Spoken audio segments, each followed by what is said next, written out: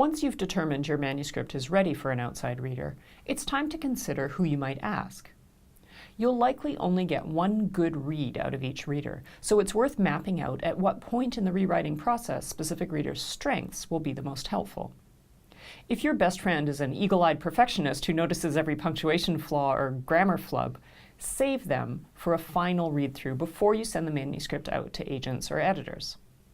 If you've got potential readers who are writing or publishing professionals, save them for later in the rewriting process when the manuscript is the strongest it can be, ready to move from good to great. Agents and editors especially should not be called upon to help sort out your second draft.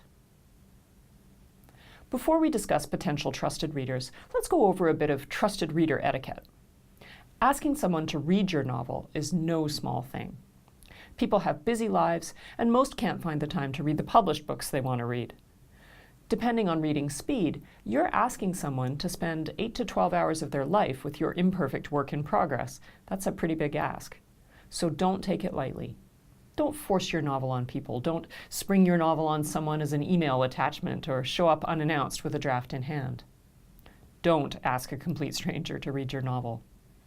Ask a potential reader politely and be understanding if they aren't interested. Express gratitude if someone says yes, and find a nice way to thank them when they're done. Don't lose sight of the huge favor they're doing for you.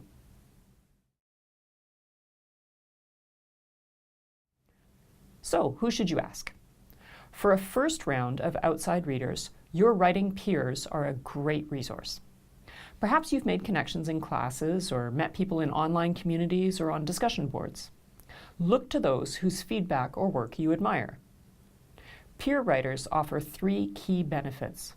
They're avid readers, they understand how writing works and how difficult the process is, and they may be more likely to say yes because they need readers for their own drafts down the road. Next, you'll want to look to friends or acquaintances who are not writers, but who read extensively within the genre you're writing. Here's a chance to get a read from someone who is the audience for your novel. For a round 1 read, choose maybe 3 readers total. You don't want a barrage of opinions, but you do want more than 1 or 2 readers for a range of perspectives.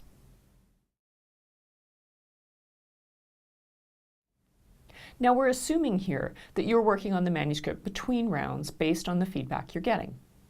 A round 2 reader might be a peer writer who has published a book or 2, a published author with whom you can work in a structured mentorship program, or a writing teacher you've taken a class with who has made an offer to read the manuscript.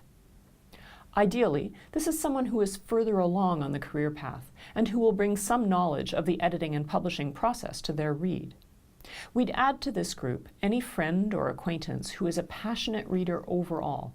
Perhaps you know someone who's an avid book club member, a librarian, or someone who works in a bookstore. You may find only 1 or 2 of these readers, but given that the manuscript has now matured, you'll likely get a deeper read. Your detail-oriented proofreader friend comes in at round 3. These readers help with that final spit and polish. If you'd like to share the manuscript with your non-bookish partner or a close family member, now's the time to do that. This is essentially the final round of reading before the manuscript goes off to publishing professionals.